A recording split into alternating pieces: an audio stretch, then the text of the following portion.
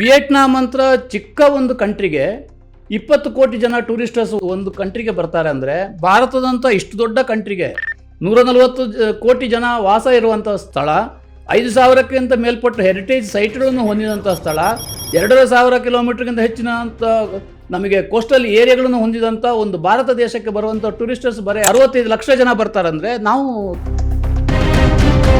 ಐಹೊಳೆ ಪಟ್ಟದಕಲ್ಲಲ್ಲಿ ಹೋಗ್ಬಿಟ್ಟು ನೀವು ನೋಡಿದ್ರೆ ಅಲ್ಲಿ ಮಳೆಗಾಲದಲ್ಲಿ ದನಗಳನ್ನು ಕಟ್ಟಿರ್ತಾರೆ. ಐತಿಹಾಸಿಕ ಸ್ಥಳ, ಯುನೆಸ್ಕೋ ಐಡೆಂಟಿಫೈಡ್ ಸ್ಥಳ, ಅಲ್ಲಿ ಹೋಗ್ಬಿಟ್ಟು ದನಗಳನ್ನು ಕಟ್ಟಿರ್ತಾರೆ. ನಮ್ಮ ದೇಶಕ್ಕೆ ಬರಲಿಕ್ಕೆ ಬರೀ 4 ರಿಂದ 5 ದೇಶದವರಿಗೆ ಮಾತ್ರ ನಮ್ಮಲ್ಲಿ ವೀಸಾ ಫ್ರೀ ಸಿಸ್ಟಮ್ಸ್ ಇದೆ.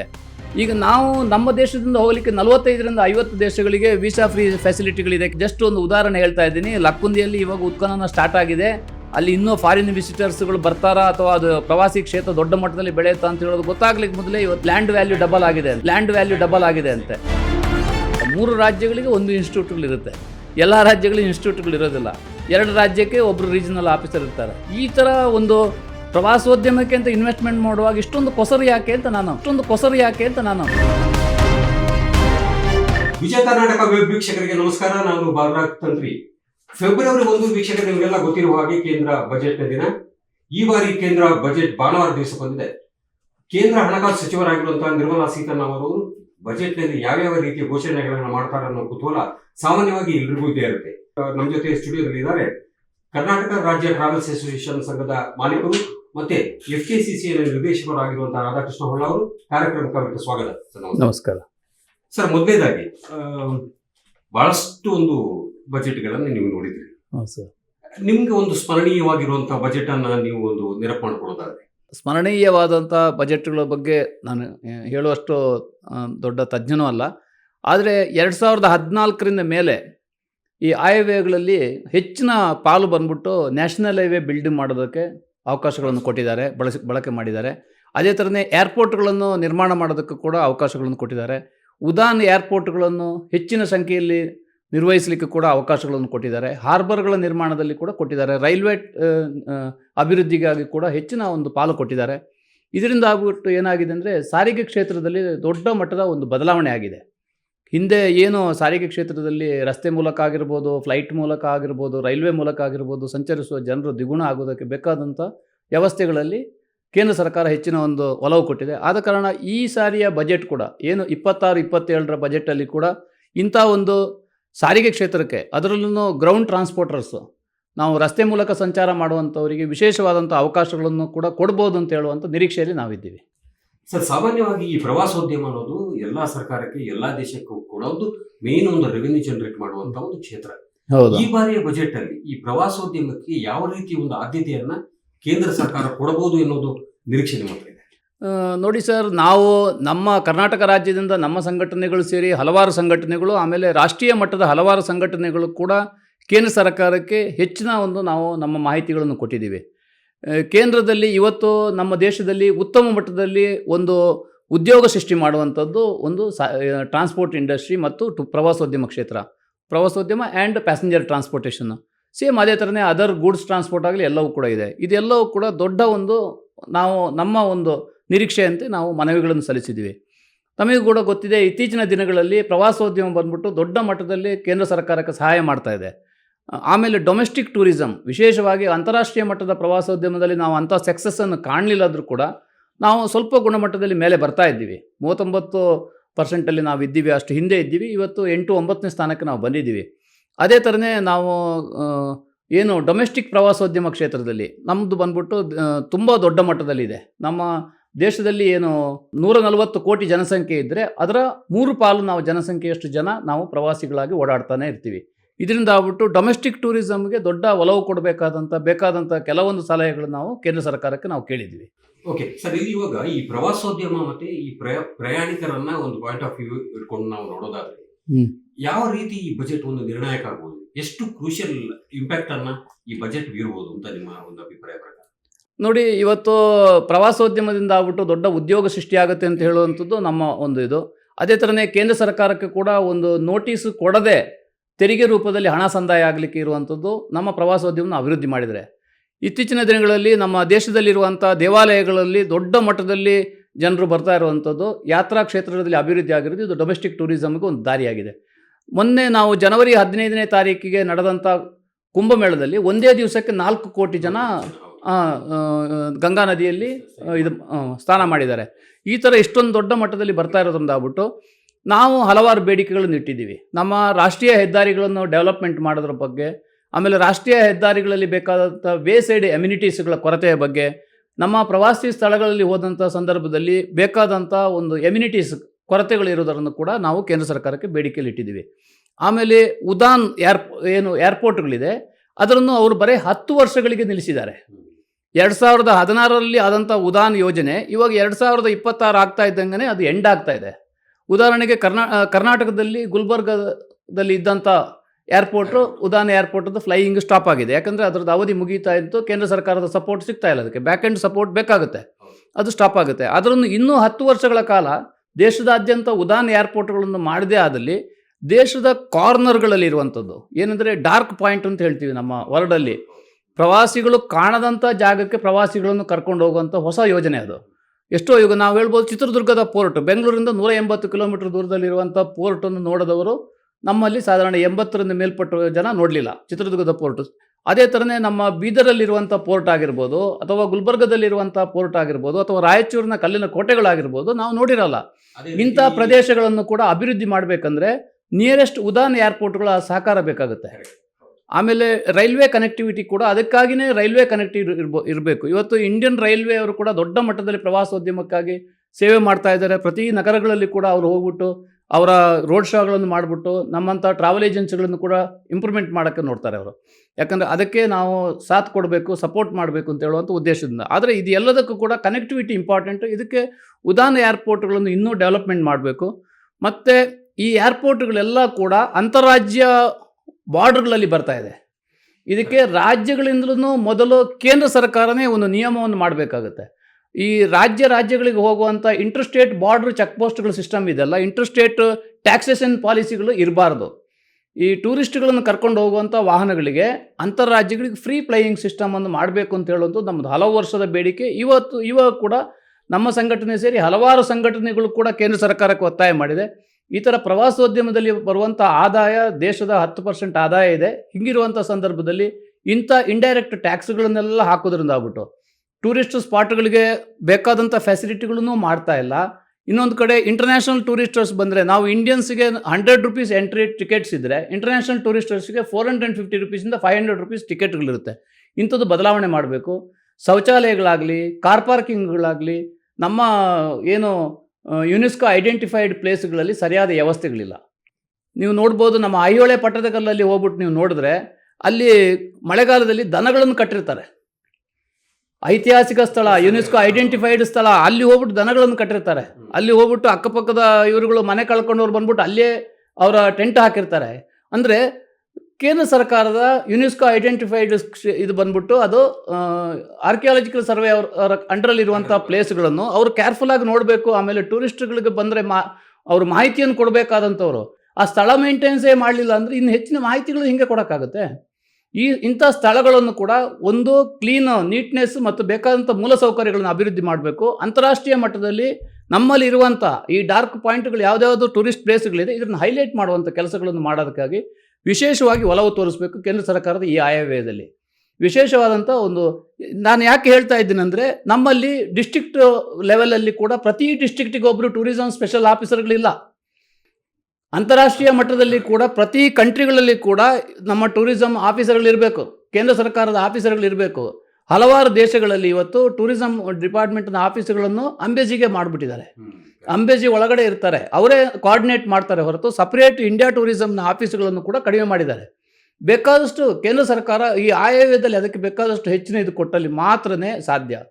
ನೀವು ಇವತ್ತು ಸಾಮಾಜಿಕ ತಾಣಗಳಲ್ಲಿ ಏನು ಓಡ್ತಾ ಇದೆ ಅಂದರೆ, ವಿಯೆಟ್ನಾಂ ಅಂತ ಚಿಕ್ಕ ಒಂದು ಕಂಟ್ರಿಗೆ 20 ಕೋಟಿ ಜನ ಟೂರಿಸ್ಟರ್ಸ್ ಒಂದು ಕಂಟ್ರಿಗೆ ಬರ್ತಾರೆ ಅಂದರೆ, ಭಾರತದಂಥ ಇಷ್ಟು ದೊಡ್ಡ ಕಂಟ್ರಿಗೆ 140 ಕೋಟಿ ಜನ ವಾಸ ಇರುವಂಥ ಸ್ಥಳ, 5,000ಕ್ಕಿಂತ ಮೇಲ್ಪಟ್ಟ ಹೆರಿಟೇಜ್ ಸೈಟ್ಗಳನ್ನು ಹೊಂದಿದಂಥ ಸ್ಥಳ, 2,500 ಕಿಲೋಮೀಟರ್ಗಿಂತ ಹೆಚ್ಚಿನಂಥ ನಮಗೆ ಕೋಸ್ಟಲ್ ಏರಿಯಾಗಳನ್ನು ಹೊಂದಿದಂಥ ಒಂದು ಭಾರತ ದೇಶಕ್ಕೆ ಬರುವಂಥ ಟೂರಿಸ್ಟರ್ಸ್ ಬರೀ 600 ಕೋಟಿಯಿಂದ 700 ಕೋಟಿ ಜನ ಬರ್ತಾರೆ ಅಂದರೆ, ನಾವು 600 ಕೋಟಿ ಇಲ್ಲ, ಬರೀ 65 ಲಕ್ಷ ಜನ ಬರ್ತಾರಂದರೆ ನಾವು ತುಂಬ ಹಿಂದೆ ಬಿದ್ದಿದ್ದೀವಿ ಅಂತಾಯಿತು. ನಾವು ಪ್ರವಾಸಿಗಳನ್ನು ಅಂತಾರಾಷ್ಟ್ರೀಯ ಮಟ್ಟದಲ್ಲಿ ಸೆಳೆಯಬೇಕಂದ್ರೆ ಬೇಕಾದಷ್ಟು ನಾವು ಕೆಲಸಗಳನ್ನು ಮಾಡಬೇಕಾಗತ್ತೆ. ಆಗ ಮಾತ್ರ ನಾವು ಕೂಡ ಪ್ರವಾಸೋದ್ಯಮದಿಂದ ಏನು ತಗೊಳಕ್ಕಾಗತ್ತೆ, ಏನು ಆಯ್ಕೆ ಮಾಡ್ಕೊಳಕ್ಕಾಗತ್ತೆ, ಏನು ಲಾಭ ಕೇಂದ್ರ ಸರ್ಕಾರಕ್ಕೆ ಮತ್ತು ನಮ್ಮ ಉದ್ಯಮಿಗಳಿಗೆ ಮತ್ತು ಉದ್ಯೋಗದಾತರುಗಳಿಗೆ ಸಿಗುತ್ತೆ ಅಂತ ಹೇಳೋದನ್ನು ಕೇಂದ್ರ ಸರ್ಕಾರ ಯೋಜನೆ ಮಾಡಬೇಕಾಗತ್ತೆ. ಇಷ್ಟನ್ನು ನಾವು ಕೂಡ ಈ ಸರ್ತಿನ 2026-27 ಆಯವ್ಯಯದಲ್ಲಿ ನಾವು ಎಕ್ಸ್ಪೆಕ್ಟ್ ಮಾಡ್ತಾ ಇದ್ದೀವಿ. ನೀವು ಇಂಟರ್ನ್ಯಾಷನಲ್ ಟೂರಿಸ್ಟ್ ಬಗ್ಗೆ ನೀವೊಂದು ಹೇಳಿದ್ರಿ, ಅಂದ್ರೆ ವಿಯೆಟ್ನಾಂಗೆ ಹೌದು. ಭಾರತಕ್ಕೆ ಕಂಪೇರ್ ಮಾಡಿ ಹೇಳಿದ್ರಿ. ನಿಮ್ಮ ಒಂದು ಪ್ರಕಾರ ಇಂಟರ್ನ್ಯಾಷನಲ್ ಟೂರಿಸ್ಟ್ಗಳು ಏನು ಅಂತಾರಾಷ್ಟ್ರೀಯ ಪ್ರವಾಸಿಗರು ನಮ್ಮ ದೇಶಕ್ಕೆ ಬರ್ತಾರ, ಹೌದು, ವೀಸಾ ವ್ಯವಸ್ಥೆಯಲ್ಲಿ ಏನಾದರೂ ಬದಲಾವಣೆ ಆಗಬೇಕು ಅಂತ ಬಯಸ್ತೀವಿ? ನೋಡಿ, ನಮ್ಮ ದೇಶಕ್ಕೆ ಬರಲಿಕ್ಕೆ ಬರೀ 4ರಿಂದ 5 ದೇಶದವರಿಗೆ ಮಾತ್ರ ನಮ್ಮಲ್ಲಿ ವೀಸಾ ಫ್ರೀ ಸಿಸ್ಟಮ್ಸ್ ಇದೆ. ಈಗ ನಾವು ನಮ್ಮ ದೇಶದಿಂದ ಹೋಗಲಿಕ್ಕೆ 45ರಿಂದ 50 ದೇಶಗಳಿಗೆ ವೀಸಾ ಫ್ರೀ ಫೆಸಿಲಿಟಿಗಳಿದೆ. ಕೆಲವೊಂದು ದೇಶಗಳಿಗೆ ವೀಸಾ ಫ್ರೀ ಇದೆ, ಕೆಲವೊಂದು ದೇಶಗಳಲ್ಲಿ ನಾವು ಏರ್ಪೋರ್ಟಲ್ಲಿ ಇಳಿದ ಮೇಲೆ ನಾವು ವೀಸಾ ಸ್ಟ್ಯಾಂಪಿಂಗ್ ಮಾಡಿಸ್ಕೊಳ್ಳುವಂಥ ಸ್ಥಿತಿ ಇದೆ. ಈಸಿ ಅಂತೂ ಮೂಮೆಂಟ್ ಆಗಲಿಕ್ಕೆ ಈಸಿ ಇರುವಂಥ ಒಂದು ಸಿಸ್ಟಮ್ಗಳಾಗಿದೆ. ಆದರೆ ನಮ್ಮ ದೇಶಕ್ಕೆ ಕೂಡ ಇದೇ ಥರನೇ ಒಂದು 30ಕ್ಕಿಂತ ಮೇಲ್ಪಟ್ಟು ಕಂಟ್ರಿಗಳ ಜೊತೆಗೆ ವೀಸಾ ಫ್ರೀ ಸಿಸ್ಟಮ್ಗಳನ್ನ ಮಾಡಬೇಕು. ಪ್ರವಾಸಿ ವೀಸವಾಗಿ 30 ದಿವಸಗಳ ಕಾಲ ನಮ್ಮ ದೇಶದಾದ್ಯಂತ ಸುತ್ತಾಡಲಿಕ್ಕಿರುವಂಥ ಒಂದು ಫ್ರೀ ವೀಸಾ ಸಿಸ್ಟಮ್ಗಳನ್ನು ಮಾಡಿದ್ರೆ ಅದು ಕೂಡ ಪ್ರವಾಸಿಗಳಿಗೆ ಒಂದು ಹೆಚ್ಚಿನ ಸಂಖ್ಯೆಯಲ್ಲಿ ಪ್ರವಾಸಿಗಳು ಬರೋದಕ್ಕೆ ಕೂಡ ಸುಲಭ ಆಗುತ್ತೆ. ಅದೇ ಥರನೇ ಏರ್ಪೋರ್ಟಲ್ಲಿ ಕೂಡ ಯೂಸರ್ಸ್ ಚಾರ್ಜಸ್ಗಳಂತೇಳಿ ಫ್ಲೈಟ್ ಟಿಕೆಟ್ಗಳ ಮೇಲ್ಗಡೆ ಯೂಸರ್ಸ್ ಚಾರ್ಜಸ್ಗಳು ಬೀಳೋದ್ರಿಂದ ಆಗ್ಬಿಟ್ಟು ನಮ್ಮ ಫ್ಲೈಟ್ಗಳ ಟಿಕೆಟ್ಗಳು ಕೂಡ ಕಾಸ್ಟ್ ಜಾಸ್ತಿ ಆಗುತ್ತೆ. ಇಂಥ ಫೆಸಿಲಿಟಿಗಳಿಗೆ ಕೂಡ ಕೇಂದ್ರ ಸರ್ಕಾರ ಹೆಚ್ಚಿನ ಒಂದು ಏನು ಏರ್ಪೋರ್ಟ್ ನಿರ್ಮಾಣ ಮಾಡುವಂಥ ಸಂಸ್ಥೆಗಳಿಗೆ ಸಬ್ಸಿಡಿಗಳನ್ನು ಕೊಡಬೇಕಾಗತ್ತೆ. ಇಂಟರ್ನ್ಯಾಷನಲ್ ಏರ್ಪೋರ್ಟ್ಗಳು, ಗುಣಮಟ್ಟದ ಏರ್ಪೋರ್ಟ್ಗಳು ಅಲ್ಲಲ್ಲಿ ನಿರ್ಮಾಣ ಆಗಿಬಿಟ್ಟು ಅಲ್ಲಿಗೂ ಕೂಡ ಕೇಂದ್ರ ಸರ್ಕಾರದ ಸಪೋರ್ಟ್ ಸಿಕ್ಕಿದಲ್ಲಿ ಅಷ್ಟೊಂದು ದೊಡ್ಡ ಮಟ್ಟದ ಚಾರ್ಜಸ್ಗಳು ನಮ್ಮ ಮೇಲೆ ಹಾಕೋಲ್ಲ. ಅವರು ಏನು ಇನ್ಫ್ರಾಸ್ಟ್ರಕ್ಚರ್ಗಾಗಿ ಕೆಲಸ ಖರ್ಚು ಮಾಡ್ತಾರೋ ಅದನ್ನೆಲ್ಲವನ್ನು ಕೂಡ ಏರ್ ಟಿಕೆಟ್ ಮೇಲೆ ಆ್ಯಡ್ ಮಾಡೋದ್ರಿಂದ ಆಗ್ಬಿಟ್ಟು ಏರ್ ಟಿಕೆಟ್ ಕಾಸ್ಟ್ ಜಾಸ್ತಿ ಆಗುತ್ತೆ. ಅದೇ ಥರನೇ ನಮಗೆ ಟ್ಯಾಕ್ಸಿಯವರಾಗಲಿ ಟೂರಿಸ್ಟ್ ವೆಹಿಕಲ್ಗಳಿಗಾಗಲಿ ಇಂಟರ್ಸ್ಟೇಟ್ ಎಕ್ಸ್ಟ್ರಾ ಟ್ಯಾಕ್ಸಸ್ ಬರ್ಡನ್ಗಳನ್ನು ನಮ್ಮ ಮೇಲೆ ಹಾಕೋದ್ರಿಂದ ನಾವು ಆ ಬರ್ಡನ್ಗಳನ್ನು ನಾವು ನಮ್ಮ ಪ್ಯಾಸೆಂಜರ್ಗಳ ಮೇಲ್ಗಡೆ ಹಾಕ್ತೀವಿ. ಟೂರಿಸ್ಟ್ ಸ್ಪಾಟ್ಗಳಲ್ಲಿ ಎಂಟ್ರೆನ್ಸ್ ಟಿಕೆಟ್ಗಳಲ್ಲಿ ಹೆಚ್ಚಿನ ಚಾರ್ಜಸ್ಗಳು ನಮ್ಮ ಮೇಲೆ ಹಾಕೋದ್ರಿಂದ ನಾವು ಅದನ್ನು ಕಸ್ಟಮರ್ ಮೇಲೆ ಹಾಕ್ತೀವಿ. ನಮ್ಮ ರಸ್ತೆಗಳ ಮೇಲೆ ನಿರ್ಮಾಣ ಮಾಡಿದಂಥ ರಸ್ತೆಗಳಿಗೆ ಪರ್ ಕಿಲೋಮೀಟ್ರ್ 2 ರೂಪಾಯಿ, 3 ರೂಪಾಯಿ, 3.5 ರೂಪಾಯಿಯಷ್ಟು ಟೋಲ್ ಚಾರ್ಜ್ ಪರ್ ಕಿಲೋಮೀಟ್ರ್ಗಳು ಕೇಂದ್ರ ಸರ್ಕಾರ ವಿಧಿಸುತ್ತೆ. ಅದನ್ನು ನಾವು ನಮ್ಮ ಕಸ್ಟಮರ್ ಮೇಲೆ ಹಾಕ್ತೀವಿ. ಇದು ಎಲ್ಲವೂ ಕೂಡ ಏನಾಗುತ್ತೆ, ಇವತ್ತು ವಿಯೆಟ್ನಾಂನಂಥ ಒಂದು ಚಿಕ್ಕ ದೇಶಕ್ಕೆ ಬಂದ್ಬಿಟ್ಟು 2 ಕೋಟಿ ಜನ ಪ್ರವಾಸಿಗಳು, ಅಂತಾರಾಷ್ಟ್ರೀಯ ಪ್ರವಾಸಿಗಳು ಬರ್ತಾರೆ. ನಮ್ಮ ಇಷ್ಟೊಂದು ದೊಡ್ಡ ಮಟ್ಟದ ಜನಸಂಖ್ಯೆ ಇರುವಂಥ ನಮ್ಮ ದೇಶಕ್ಕೆ ಬರೀ 65 ಲಕ್ಷ ಪ್ಯಾಸೆಂಜರ್ ಬರ್ತಾರಂದರೆ ನಮ್ಮಲ್ಲಿ ಇರುವಂಥ ಇಂಥ ಅದರ್ ಇನ್ಫ್ರಾಸ್ಟ್ರಕ್ಚರಲ್ ಕಾಸ್ಟಸ್ಗಳೆಲ್ಲ ನಮ್ಮ ತಲೆ ಮೇಲೆ ಬೀಳ್ತಾ ಇದೆ. ನಾವು ಅದನ್ನು ಪ್ರವಾಸಿಗಳ ಮೇಲೆ ಹಾಕ್ತಾ ಇದ್ದೀವಿ. ಇದು ಎಲ್ಲವೂ ಕೂಡ ಪ್ರವಾಸಿಗಳಿಗೆ ಹೊರೆ ಆಗ್ತಾ ಇದೆ. ಈ ಪ್ರವಾಸಿಗಳಿಗೆ ಇಂಥ ಒಂದು ಹೊರೆಯನ್ನು ತೆಗಿಲೇಬೇಕಾಗುತ್ತೆ. ಯಾಕಂದರೆ ಇವತ್ತು ಗ್ಲೋಬಲಿ ಇವತ್ತು ಪ್ರವಾಸೋದ್ಯಮವನ್ನು ಎಲ್ಲ ದೇಶಗಳು ಕೂಡ ಕಾಂಪಿಟೇಟಿವ್ ಆಗಿ ಅದನ್ನು ತಗೊಳ್ತಾ ಇದೆ. ಯಾಕಂದರೆ ಉತ್ಪಾದನಾ ಕ್ಷೇತ್ರನೇ ಬೇರೆ, ಸೇವಾ ಇಂಡಸ್ಟ್ರಿನೇ ಬೇರೆ. ಉತ್ಪಾದನಾ ಕ್ಷೇತ್ರಕ್ಕೆ ಮತ್ತು ಸೇವಾ ಇಂಡಸ್ಟ್ರಿ ತುಂಬ ಡಿಫರೆಂಟ್ ಇದೆ. ಪ್ರತಿಯೊಬ್ಬರು ಕೂಡ ಪ್ರವಾಸಕ್ಕೆ ಹೋಗಬೇಕು ಅಂತ ಹೇಳೋದು ಒಂದು ಉತ್ತೇಜನದಿಂದ ಇರ್ತಾರೆ. ಅವರನ್ನು ಎಳೆಯಬೇಕಾದ್ದು ನಮ್ಮ ಒಂದು ಈ ಬಜೆಟ್ನ ಒಂದು ಅವಶ್ಯಕತೆ ಅಂತ ನಾನು ಹೇಳ್ತೀನಿ. ಸರ್, ಬಹಳಷ್ಟು ವರ್ಷಗಳಿಂದ ಈ ಉದ್ಯಮದಲ್ಲಿ ಇದ್ದೀರಿ ತಾವು. ಪ್ರವಾಸೋದ್ಯಮ ಇಲಾಖೆಗೆ ಈ ಪರಿಸರ ಸ್ನೇಹಿ ಈ ವೆಹಿಕಲ್ಗಳಿಗೆ ಇರುತ್ತವಲ್ಲ, ಅದು ಯಾವ ರೀತಿ ಸಾಧ್ಯ? ನೋಡಿ, ಪರಿಸರ ಸ್ನೇಹಿಯಾಗಿ ವಿಶೇಷವಾಗಿ ಪರಿಸರ ಸ್ನೇಹಿ ವಾಹನಗಳು ಬರ್ತಾ ಇದೆ. ಆ ವೆಹಿಕಲಿಗೆ ಕೂಡ ಟ್ಯಾಕ್ಸ್ ಫ್ರೀ ಸಿಸ್ಟಮ್ ಇವಾಗಲೂ ಕೂಡ ಕಂಟಿನ್ಯೂಸ್ ಇದೆ. ಸಾಧಾರಣ 15 ಲಕ್ಷಕ್ಕಿಂತ ಒಳಪಟ್ಟಂಥ ವಾಹನಗಳಿಗೆ ಪೂರ್ಣವಾಗಿ ಟ್ಯಾಕ್ಸ್ ಫ್ರೀ ಮಾಡಿದ್ದಾರೆ. ಅದು ಕೇಂದ್ರ ಸರ್ಕಾರನೂ ಅದಕ್ಕೆ ಒಂದು ಸ್ಕೀಮ್ ಕೊಟ್ಟಿದೆ. ಅದೇ ಸ್ಕೀಮ್ ಕಂಟಿನ್ಯೂಸ್ ಇವಾಗ ಕೂಡ ನಮ್ಮ ರಾಜ್ಯದಲ್ಲಿ ಕೂಡ ಓಡ್ತಾ ಇದೆ. ಅದರಿಂದ ಆಗ್ಬಿಟ್ಟು ಸ್ವಲ್ಪ ಮಟ್ಟದಲ್ಲಿ ಬೇಕಾಗುತ್ತೆ. ಏನು ಅದು ಸಪೋರ್ಟ್ ಇನ್ನೂ ಕಂಟಿನ್ಯೂಸ್ ಮಾಡಬೇಕಾಗತ್ತೆ. ಏನು ಇವಾಗ ಅವರು ಕೊಟ್ಟಿದ್ದಾರೆ ಸ್ಕೀಮು, ಅದನ್ನು ಇನ್ನೂ ಕಂಟಿನ್ಯೂಸ್ ಮಾಡಬೇಕಾಗತ್ತೆ. ಟ್ಯಾಕ್ಸ್ ಫ್ರೀ ಪಾಲಿಸಿಗಳು ಜಾಸ್ತಿ ಮಾಡಬೇಕಾಗತ್ತೆ. ಆಮೇಲೆ ಕಾಸ್ಟ್ ಆಫ್ ದ ಎಲೆಕ್ಟ್ರಿಕ್ ವೆಹಿಕಲ್ಗಳು ತುಂಬ ಜಾಸ್ತಿ ಇದೆ. ಅದು ಕಡಿಮೆ ಮಾಡಿದಲ್ಲಿ ಸಾಧಾರಣ ಎಲ್ಲ ಪ್ಲೇಸ್ಗಳಲ್ಲಿ ಕೂಡ ಇವಾಗ ನಾವು ಏನು ನಗರಗಳ ರಾಜ್ಯಗಳ ಕ್ಯಾಪಿಟಲಲ್ಲಿ ಮಾತ್ರ ನೋಡುವಂಥ ಎಲೆಕ್ಟ್ರಿಕ್ ವೆಹಿಕಲ್ಗಳು ಜಿಲ್ಲಾವಾರುಗಳಲ್ಲಿ ಕೂಡ ಇ ವಿ ವಾಹನಗಳನ್ನು ನೋಡ್ಬೋದು ನಾವು. ಹೌದು, ಚಾರ್ಜಿಂಗ್ ಸೆಂಟರ್ಗಳು ಕೊಡಬೇಕು. ಆಮೇಲೆ ಬೆಲೆ ಕಡಿಮೆ ಮಾಡಬೇಕಾಗತ್ತೆ. ಇಷ್ಟೊಂದು ದೊಡ್ಡ ಬೆಲೆ ಇದ್ದರೆ ಅದರ ಬ್ಯಾಟ್ರಿ ಆಗಲಿ ಅದರ ಬೇರೆ ಬೇರೆ ಬಿಡಿಭಾಗಗಳ ಕಾಸ್ಟ್ಗಳು ಕಡಿಮೆ ಮಾಡಿದ್ದೆ ಆದಲ್ಲಿ ಅದು ಎಲ್ಲ ಜಿಲ್ಲೆಗಳಲ್ಲಿ ಕೂಡ ಆ ವಾಹನಗಳನ್ನು ಬಳಕೆ ಮಾಡ್ತಾರೆ. ಆಮೇಲೆ ಏನು ಈಕೋ ಫ್ರೆಂಡ್ಲಿ ಟೂರಿಸಮ್ಗೆ ಅದು ಕೂಡ ಸಪೋರ್ಟ್ ಮಾಡುತ್ತೆ ಅಂತ ನಾವು ಹೇಳ್ಬೋದು. ಸರ್, ಇಂಟರ್ನ್ಯಾಷನಲ್ ಟೂರಿಸ್ಟ್ ಬಗ್ಗೆ ನೀವು ಹೇಳ್ತಾ ಇದ್ದಂಗೆ ತಮಗೂ ಗೊತ್ತಿರುವಂಥ ವಿಚಾರ, ಭಾರತವನ್ನು ಸ್ವಲ್ಪ ಕಾಸ್ಟ್ಲಿ ಕಂಟ್ರಿ ಅನ್ನೋದು ಇಂಟರ್ನ್ಯಾಷನಲ್ ಅಂತಾರಾಷ್ಟ್ರೀಯ ಮಟ್ಟದಲ್ಲಿ. ಈ ಬಗ್ಗೆ ಏನು ಹೇಳಕ್ ಬಯಸ್ತೀರಿ? ಅಂದ್ರೆ ನೀವು ಈಗಾಗಲೇ ಹೇಳಿದ್ರಿ, ಅಡಿಷನಲ್ ಆಗಿ ಏನಾದರೂ ಈ ಒಂದು ಮೈಂಡ್ ಸೆಟ್ ಇಂದ ಹೊರಗೆ ಬರಕ್ಕೆ ಯಾವ ರೀತಿ ಒಂದು ನೋಡಿ, ಭಾರತವನ್ನು ಕಾಸ್ಟ್ಲಿ ಒಂದು ಟೂರಿಸ್ಟ್ ಕಾಸ್ಟ್ಲಿ ಪ್ಲೇಸ್ ಅಂತ ಹೇಳೋದು ಆಲ್ರೆಡಿ ಈಗ ಐಡೆಂಟಿಟಿ ಆಗಿಬಿಟ್ಟಿದೆ. ನನ್ನ ಲೆಕ್ಕ ಪ್ರಕಾರ 2026-27 ಈ ಒಂದು ಆಯವ್ಯಯದಲ್ಲಿ ಇದನ್ನು ಗಣನೆಗೆ ತಗೊಳ್ತಾರೆ ಅಂತ ಹೇಳುವಂಥದ್ದು. ಇದು ನಮ್ಮ ಎಲ್ಲ ಒಂದು ಸಂಘಟನೆಗಳು ಕೂಡ ಈ ಕಾಸ್ಟ್ಲಿ ಅಂತ ಹೇಳೋ ವರ್ಡನ್ನು ಕೇಂದ್ರ ಸರ್ಕಾರಕ್ಕೆ ಮುಟ್ಟಿಸಿದೆ. ಆದ ಕಾರಣ ಈ ಸರ್ತಿ ನಮ್ಮ ಆರ್ಥಿಕ ಸಚಿವರು ಇದರ ಬಗ್ಗೆ ಗಮನ ಕೊಟ್ಟೇ ಕೊಡ್ತಾರೆ ಅಂತ ಲೆಕ್ಕ. ಯಾಕಂದರೆ ನಮ್ಮ ದೇಶದಲ್ಲಿ ನಮ್ಮ ಡೊಮೆಸ್ಟಿಕ್ ಟೂರಿಸಮ್ ಏನು ಕಡಿಮೆ ಇಲ್ಲ. ನಮಗೆ ಡೊಮೆಸ್ಟಿಕ್ ಟೂರಿಸಮ್ ಇವತ್ತು ನಮಗೆ ಅಂತಾರಾಷ್ಟ್ರೀಯ ಮಟ್ಟದ ಟೂರಿಸಮ್ಗಿಂತ ಜಾಸ್ತಿ ಲಾಭ ಕೊಡ್ತಾ ಇದೆ. ಹೈಯೆಸ್ಟ್ ಜನರುಗಳು ದೇವಾಲಯಗಳಲ್ಲಿ ಆಗಲಿ, ಮಂದಿರಗಳಲ್ಲಿ ಆಗಲಿ, ಕರಾವಳಿ ತೀರಗಳಲ್ಲಿ ಆಗಲಿ, ನದಿಗಳಲ್ಲಿ ಆಗಲಿ ನಮ್ಮವರು ಹೋಗಿ ವಿಸಿಟ್ ಮಾಡುವಂಥದ್ದು, ಅಲ್ಲಿ ತೀರ್ಥಕ್ಷೇತ್ರಗಳ ಯಾತ್ರೆ ಮಾಡುವಂಥದ್ದು ಜಾಸ್ತಿ ಆಗಿದೆ. ಇದೆಲ್ಲವೂ ಕೂಡ ರಾಜ್ಯಕ್ಕಾಗಲಿ ಕೇಂದ್ರಕ್ಕಾಗಲಿ ಆಮೇಲೆ ನಮ್ಮಂಥ ಉದ್ಯಮಿಗಳಿಗಾಗಲಿ ಇದು ಅವಕಾಶಗಳನ್ನು ಕೊಡ್ತಾ ಇದೆ. ಆದ ಕಾರಣ ಇದಕ್ಕಾಗಿ ನಾನು ಇವಾಗ ಹೇಳಿದಂಥ ಹಲವಾರು ಯೋಜನೆಗಳನ್ನು ಕೂಡ ಕೊಡಬೇಕಾಗತ್ತೆ. ಅವರು ಸುಲಭವಾಗಿ ಹೋಗುವಂಥ ಒಂದು ಯೋಜನೆಯನ್ನು ಕೇಂದ್ರ ಸರ್ಕಾರ ತಗೊಂಡು ಬರಬೇಕಾಗುತ್ತೆ. ಅದಕ್ಕೆ ಕೇಂದ್ರ ಸರ್ಕಾರ ಆಯವೇ ದೊಡ್ಡ ಮಟ್ಟದಲ್ಲಿ ಇಡಬೇಕಾಗತ್ತೆ. ಓಕೆ, ಪಾರಂಪರಿಕ ತಾಣದ ಮೇಂಟೆನೆನ್ಸ್ ಬಗ್ಗೆ ತಾವು ಹೇಳಿದ್ರಿ. ನಿಮ್ಗೆ ಗೊತ್ತಿರ್ಬೋದು, ಕಳೆದ ಕೆಲವು ವಾರಗಳಿಂದ ಹೌದು, ಈ ಲಕ್ಕುಂಡಿ, ಗದಗ ಜಿಲ್ಲೆಯವರ ಲಕ್ಕುಂಡಿಯಲ್ಲಿ ಯಾವ ರೀತಿ ಒಂದು ಅದನ್ನು ಸುದ್ದಿ ಮಾಡ್ತಾ ಇದೆ ಅಂದ್ರೆ ನಮ್ಮ ಇತಿಹಾಸದ ಒಂದು ಏನೇನೋ ಒಂದು ಕುರುಹುಗಳೆಲ್ಲ ಅಲ್ಲಿ ಸಿಗ್ತಾ ಇದೆ. ನಿಮ್ಗೆ ಗೊತ್ತಿರೋ ಹಾಗೆ ಒಂದು 10 ರಿಂದ 12 ಫ್ರಾನ್ಸ್ ದೇಶದ ಪ್ರವಾಸಿಗಳು ಅಲ್ಲಿ ಹೋಗಿ ವಿಸಿಟ್ ಮಾಡ್ಕೊಂಡ್ ಬಂದಿದ್ದಾರೆ. ಹೌದು, ಏನ್ ಹೇಳ್ಬೋದು ಸರ್, ಈ ರೀತಿಯ ಪ್ರಾಚೀನ ಒಂದು ಪ್ರದೇಶಗಳು ದೇಶದಲ್ಲಿ, ಕರ್ನಾಟಕದಲ್ಲಿ ಹುಡುಕಿದ್ರೆ ಇನ್ನಷ್ಟು ಸಿಗ್ಬೋದು, ಬೇಕಾದಷ್ಟು ಇದೆ. ಹೌದು, ಬೇಕಾದಷ್ಟು. ನಾನು ಹೇಳಿದಂಥ ಇಂಥ ಕ್ಷೇತ್ರಗಳು ಲಕ್ಕುಂದಿಯಂತೆ ಹಲವಾರು ಕ್ಷೇತ್ರ ಇದೆ. 2004ರಲ್ಲಿ ಲಕ್ಕುಂದಿಯನ್ನು ಉತ್ಖನನ ಮಾಡಲಿಕ್ಕೆ ಸ್ಟಾರ್ಟ್ ಮಾಡಿದ್ರು, ಆಮೇಲೆ ನಿಲ್ಲಿಸಿತ್ತು. ಇವಾಗ ಹೇಗೇನು ಸ್ಟಾರ್ಟ್ ಮಾಡಿದ್ದಾರೆ. ಇವತ್ತು ಲಕ್ಕುಂದಿಯ ಹಳ್ಳಿಗಳಲ್ಲಿ ಕೂಡ ಕಾಸ್ಟ್ ಆಫ್ ಇದು ಲ್ಯಾಂಡ್ ವ್ಯಾಲ್ಯೂ ಡಬಲ್ ಆಗಿದೆ ಅಂತೆ. ನಿಮಗೆ ನಾನು ಒಂದು ಉದಾಹರಣೆ ಹೇಳ್ತಾ ಇದ್ದೀನಿ. ಲಕ್ಕುಂದಿಯಲ್ಲಿ ಇವಾಗ ಉತ್ಖನನ ಸ್ಟಾರ್ಟ್ ಆಗಿದೆ. ಅಲ್ಲಿ ಇನ್ನೂ ಫಾರಿನ್ ವಿಸಿಟರ್ಸ್ಗಳು ಬರ್ತಾರಾ ಅಥವಾ ಅದು ಪ್ರವಾಸಿ ಕ್ಷೇತ್ರ ದೊಡ್ಡ ಮಟ್ಟದಲ್ಲಿ ಬೆಳೆಯುತ್ತಾ ಅಂತ ಹೇಳೋದು ಗೊತ್ತಾಗ್ಲಿಕ್ಕೆ ಮೊದಲೇ ಇವತ್ತು ಲ್ಯಾಂಡ್ ವ್ಯಾಲ್ಯೂ ಡಬಲ್ ಆಗಿದೆ ಅಂತೆ. ನಾವು ಇವಾಗ ಥಿಂಕ್ ಮಾಡ್ಬೋದು, ಲಕ್ಕುಂದಿ ಅಂತ ಪ್ಲೇಸ್ಗಳು ನಮ್ಮ ರಾಜ್ಯದಲ್ಲಿ ಬೇಕಾದಷ್ಟಿದೆ. ನಮ್ಮ ಬಯಲುಸೀಮೆಯಲ್ಲಿ ಹೊಯ್ಸಳ ಆರ್ಕಿಟೆಕ್ಟ್ ಪ್ಲೇಸ್ಗಳು ಬೇಕಾದಷ್ಟು ಆಡಳಿತ ಮಾಡಿದಂಥ ದೇವಾಲಯಗಳಿದೆ. ಅದೇ ಥರನೇ ನಮ್ಮ ಹೈದರಾಬಾದ್ ಕರ್ನಾಟಕ ಭಾಗದಲ್ಲಿ ಬೇಕಾದಷ್ಟು ಜಾಗಗಳು ಕೂಡ ಇನ್ನೂ ನೋಡಲಿಲ್ಲ. ಹೌದು, ಸಂಡೂರಲ್ಲಿ ವಿಶೇಷವಾದಂಥ ದೇವಸ್ಥಾನಗಳು, ಕೋಟೆಗಳು, ಬಾವಿಗಳು ಇದೆ. ಅದನ್ನೆಲ್ಲ ನಾವು ಹೈಲೈಟ್ ಮಾಡಬೇಕಾಗತ್ತೆ. ಇದೇ ಥರನೇ ಹೈದರಾಬಾದ್ ಕರ್ನಾಟಕದಲ್ಲಿ ಇರುವಂಥ ನಮ್ಮ ಬೀದರ್ ಪೋರ್ಟಲ್ಲಿ ಒಂದು ಕಡೆ ಹಾಗೆಯೇ ಗಿಡ ಬೆಳೀತಾ ಇದೆ.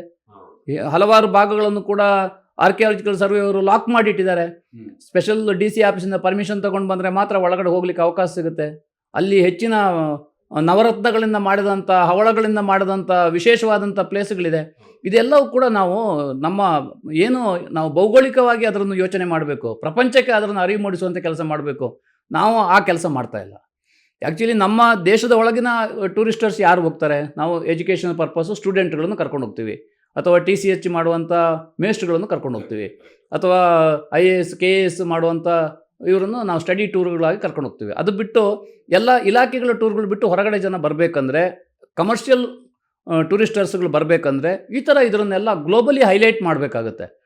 ನಮ್ಮ ಎಲ್ಲ ಜಿಲ್ಲೆಗಳಲ್ಲಿರುವಂಥ ಪ್ರವಾಸಿ ಸ್ಥಾನಗಳು ಕೂಡ ಇವಾಗ ಹೆಂಗೆ ನಮ್ಮ ಲಕ್ಕುಂದಿ ಇಷ್ಟೊಂದು ಹೈಲೈಟ್ ಆಗ್ತಾ ಇದೆ ಅಂದರೆ, ಅಲ್ಲಿ ಇರುವಂಥ 1,000-1,500 ವರ್ಷಕ್ಕೆ ಹಿಂದೆ ಆಡಳಿತ ಮಾಡಿದಂಥ ಕುರುಗಳನ್ನು ನೋಡಿಬಿಟ್ಟು ಜನರಿಗೆ ಅಷ್ಟೊಂದು ಇದಾಗ್ತಾ ಇದೆ, ಏನೋ ಒಂದು ವಿಶೇಷತೆ ಇದೆ ಅಂತ. ನಾವು ಇವತ್ತು ನೋಡ್ಬೋದು, ನಮ್ಮ ವಿಯೆಟ್ನಾಂ ಮತ್ತು ಥೈಲ್ಯಾಂಡ್ ಭಾಗದಲ್ಲಿರುವಂಥ ಒಂದು ಟೆಂಪಲ್ನ ಒಂದು ಇದಕ್ಕೆ ಬೇಕಾಗಿ ಅಲ್ಲಿ ಯುದ್ಧ ನಡೀತಾ ಇದೆ, ಬಾಂಬಿಂಗ್ ನಡೀತಾ ಇದೆ. ಹಾಗಿದ್ದ ಮೇಲೆ ನಮ್ಮ ಕರ್ನಾಟಕ ರಾಜ್ಯದಲ್ಲಿ ಬೇಕಾದಷ್ಟಿದೆ. ಅದು ನಮ್ಮ ದೇಶದಾದ್ಯಂತ ನಾವು ಇವತ್ತು ಥಿಂಕ್ ಮಾಡಿದರೆ ಬೇಕಾದಷ್ಟು ಭಾಗಗಳಲ್ಲಿ ಇನ್ನೂ ಜನ ಕಾಲಿಡದಂಥ ಇಂಥ ಐತಿಹಾಸಿಕ ಸ್ಥಳಗಳು ಇದೆ. ಜನರು ಇನ್ನೂ ಮುಟ್ಟದಂಥ ಸ್ಥಳಗಳು ಬೇಕಾದಷ್ಟು ಇದೆ. ಇದನ್ನು ಅಭಿವೃದ್ಧಿ ಮಾಡಬೇಕು. ನಮಗೆ ಬೇಕಾದಷ್ಟು ಭಾರತದಲ್ಲಿರುವಂಥ ನೈಜ ಇಂಥ ಒಂದು ಸಂಪತ್ತಿದೆಲ್ಲ, ಇದನ್ನು ನಾವು ಉಪಯೋಗಿಸ್ಕೊಳ್ಬೇಕು ನಾನು ಹೇಳ್ತೀನಿ. ಸರ್, ಈ ಪ್ರವಾಸೋದ್ಯಮ ಮತ್ತು ಈ ಹೋಟೆಲ್ ಇಂಡಸ್ಟ್ರಿ ಒಂದು ಗಮನಿಸಬೇಕಾದಂಥ ಒಂದು ಅಂಕಿಅಂಶಗಳು ಇತ್ತೀಚೆಗೆ ಬಂದಿತ್ತು.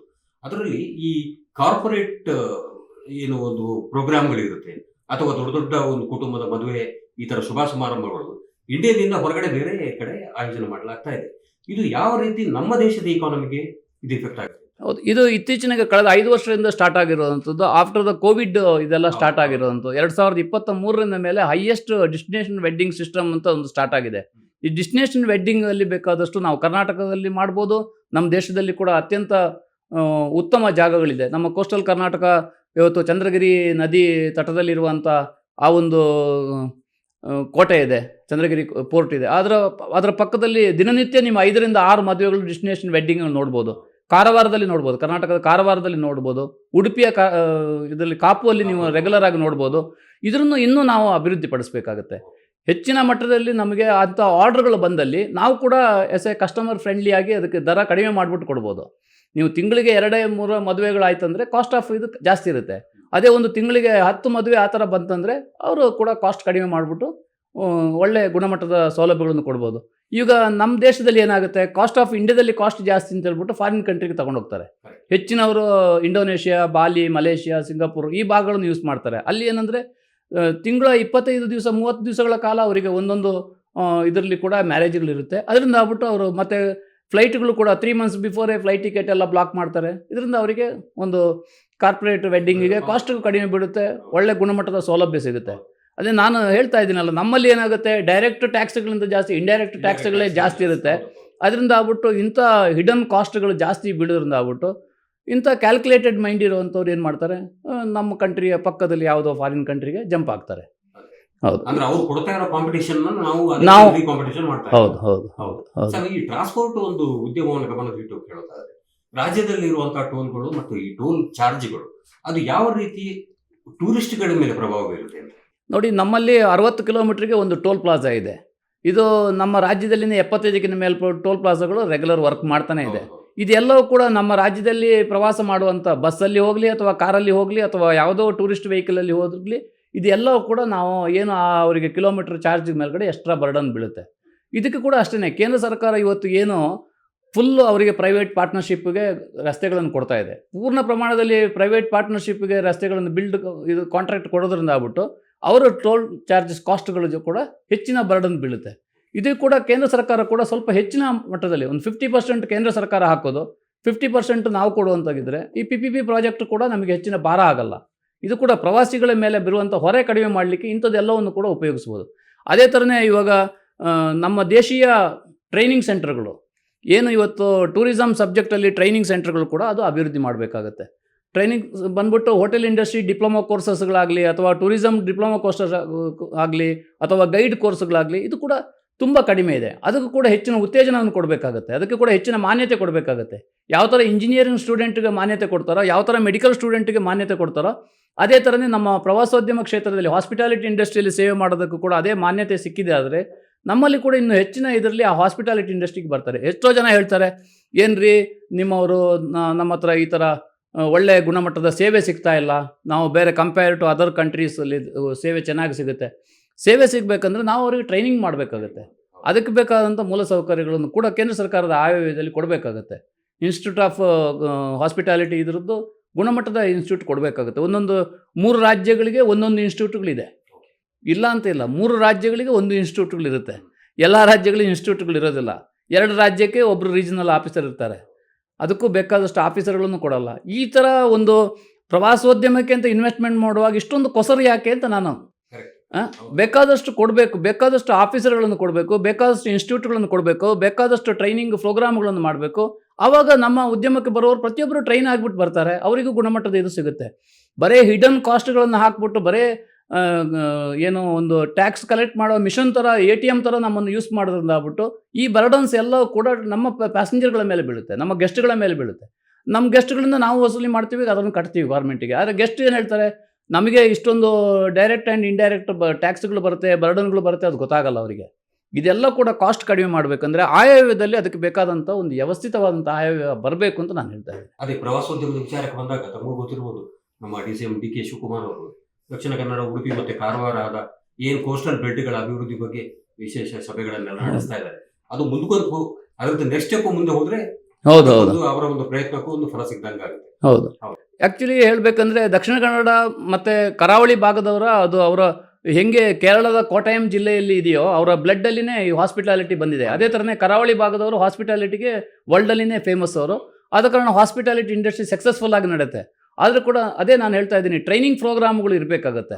ಈಗ ನೀವು ಕಾಪುವಲ್ಲಿ ಹೋಗಿಬಿಟ್ಟು ನೀವು ನೋಡ್ಬೋದು, ನೀವು ಮರವಂತೆಯಲ್ಲಿರುವಂಥ ರಿಸಾರ್ಟ್ಗಳಲ್ಲಿ ಹೋಗ್ಬಿಟ್ಟು ನೋಡ್ಬೋದು, ಕಾರವಾರದ ರಿಸಾರ್ಟ್ಗಳಲ್ಲಿ ನೋಡ್ಬೋದು, ಓಮ್ ಬೀಚಲ್ಲಿರೋ ರಿಸಾರ್ಟ್ಗಳಲ್ಲಿ ನೋಡ್ಬೋದು.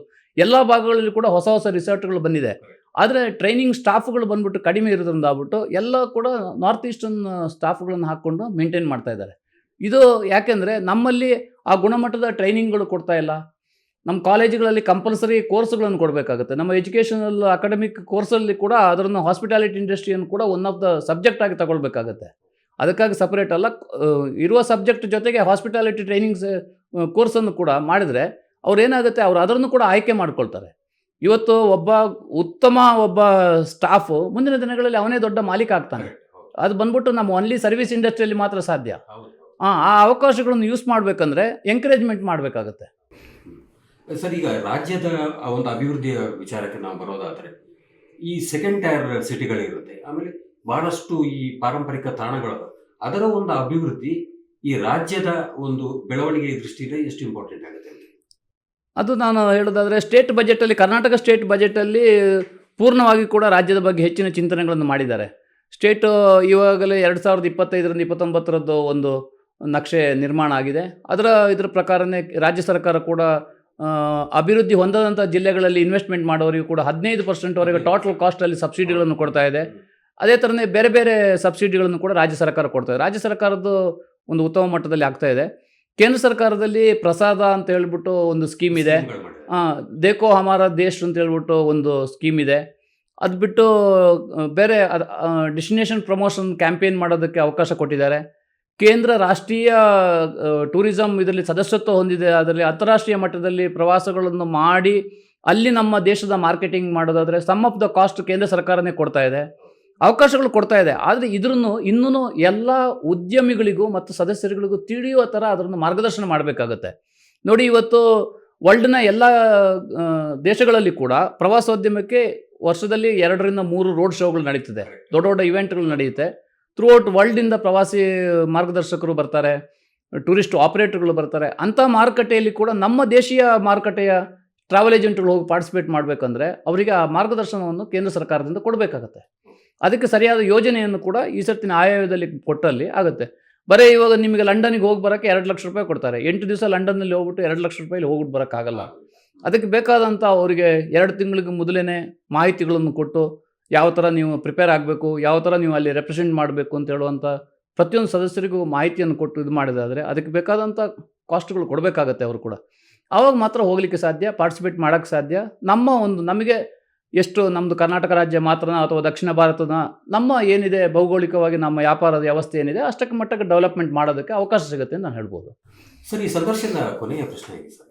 ಈ ರಾಜ್ಯದಲ್ಲಿ ಬಹಳಷ್ಟು ಈ ಪ್ರಾಕೃತಿಕ ನೈಸರ್ಗಿಕ ಪ್ರವಾಸಿ ತಾಣಗಳೆಲ್ಲ ಬಹಳಷ್ಟು ಇವೆ. ಕೇಂದ್ರ ಸರ್ಕಾರದ ಬಜೆಟ್ ಅನ್ನೋದು ಪ್ರವಾಸೋದ್ಯಮ ಮತ್ತು ಈ ಹೋಟೆಲ್ ಇಂಡಸ್ಟ್ರಿ, ಫುಡ್ ಇಂಡಸ್ಟ್ರಿಗೆ ಯಾವ ರೀತಿಯ ಈ ಬಜೆಟ್ ಒಂದು ಏನು ಅಂತ ಹೇಳ್ಬೋದು ಅಂದ್ರೆ ಉಪಕಾರಿ ಅಂದ್ರೆ ಅದನ್ನು ನೀವು ಯಾವ ರೀತಿ ಎಕ್ಸ್ಪೆಕ್ಟ್ ಮಾಡ್ತಾ ಇದ್ದೀರಾ ಅಂತ?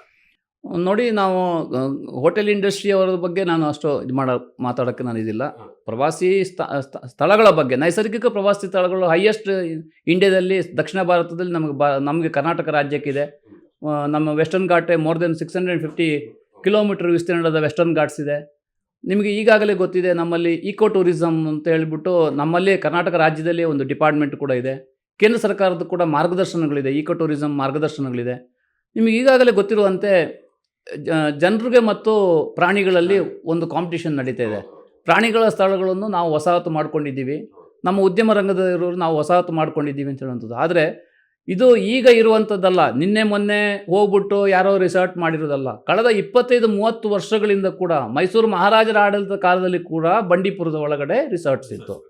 ಅಷ್ಟು ಹಿಂದಿನಿಂದಲೂ ಕೂಡ ನಮ್ಮ ಕಾಳಿ ನದಿ ತಟದಲ್ಲಿ ಕೂಡ ಅವತ್ತಿನಿಂದಲೂ ಇದೆ. ಅದೇ ಥರನೇ ಕಬಿನಿ ರಿವರ್ ವ್ಯಾಲಿಯು ಕೂಡ 25 ವರ್ಷಗಳ ಹಿಂದೆಯಿಂದಲೇ ಇರುವಂಥದ್ದು. ಇವತ್ತು ಹೋಗ್ಬಿಟ್ಟು ಕಬಿನಿಯಲ್ಲಿ ಯಾರೂ ಮಾಡಲಿಲ್ಲ. ಇದನ್ನೆಲ್ಲ ಕೂಡ ಒಂದು ಚಿಂತನೆಯನ್ನು ಮಾಡಬೇಕಾಗತ್ತೆ ಕೇಂದ್ರ ಸರ್ಕಾರ ಮತ್ತು ರಾಜ್ಯ ಸರ್ಕಾರಗಳು. ಪ್ರವಾಸಿಗಳನ್ನು ಯಾವ ಥರ ನಾವು ಅಟ್ರ್ಯಾಕ್ಟ್ ಮಾಡ್ಬೋದು. ಇಂಟರ್ನ್ಯಾಷನಲ್ ಪ್ರವಾಸಿಗಳು ಇವತ್ತು ಅಟ್ರ್ಯಾಕ್ಟ್ ಮಾಡುವಂಥದ್ದು ಇಂಥ ಡಾರ್ಕ್ ಪ್ಲೇಸ್ಗಳನ್ನು. ಅಲ್ಲಿ ಬಂದ್ಬಿಟ್ಟು 1 ವಾರಗಳ ಕಾಲ ತಂಗ್ತಾರೆ. ಅವರು ಅಲ್ಲಿ ಮಾರ್ನಿಂಗ್ 5 o'clockಯಿಂದ ಮಾರ್ನಿಂಗ್ 8 o'clockವರೆಗೆ ಆ ಪ್ರಾಣಿಗಳ ಸಂಚಲನ ಸಂದರ್ಭದಲ್ಲಿ ಅವರಿಗಾಗಿಯೇ ಸ್ಪೆಷಲ್ ಆಗಿ ಟ್ರೈನ್ಡ್ ಸ್ಟಾಫ್ ಇರುವಂಥ ವಾಹನಗಳ ಮುಖಾಂತರ ಅವರು ಆ ಫಾರೆಸ್ಟಿಗೆ ಹೋಗ್ಬಿಟ್ಟು ನೋಡ್ಕೊಂಡು ಬರ್ತಾರೆ. ಇಂಥ ಅವಕಾಶಗಳನ್ನು ಅಭಿವೃದ್ಧಿ ಮಾಡಬೇಕು. ಈಗಾಗಲೇ 2-3 ಜಿಲ್ಲೆಗಳಲ್ಲಿ ಬಂಡೀಪುರ ಆಗಿರ್ಬೋದು, ನಾಗರಹೊಳೆಯಲ್ಲಿ ಆಗಲಿ ಕಳೆದ 3 ತಿಂಗಳಿಂದ ನಮ್ಮ ಕರ್ನಾಟಕಕ್ಕೆ ಹೈಯೆಸ್ಟ್ ಪ್ರವಾಸಿಗಳು ಬರುವಂಥದ್ದು. ನಿಮಗೆ ಗೊತ್ತಿರುವುದು ಈಕೋ ಟೂರಿಸಮಲ್ಲಿ ನಾವು ಏಷ್ಯಾದಲ್ಲಿ ನಂಬರ್ 1 ಸ್ಥಾನ ತಗೊಂಡಿದ್ವಿ. 22, 23, 24ನೇ ಇದರಲ್ಲಿ ಹೈಯೆಸ್ಟ್ ಅದು ಕರ್ನಾಟಕ ರಾಜ್ಯದ ಒಂದು ಅಂಗಸಂಸ್ಥೆ ಜಂಗಲ್ ಲಾಡ್ಜಸ್ ಆ್ಯಂಡ್ ರಿಸಾರ್ಟ್ಸ್ ಅಂತ ಹೇಳ್ಬಿಟ್ಟು ಹೈಯೆಸ್ಟ್ ವ್ಯಾಪಾರ ಮಾಡಿತ್ತು.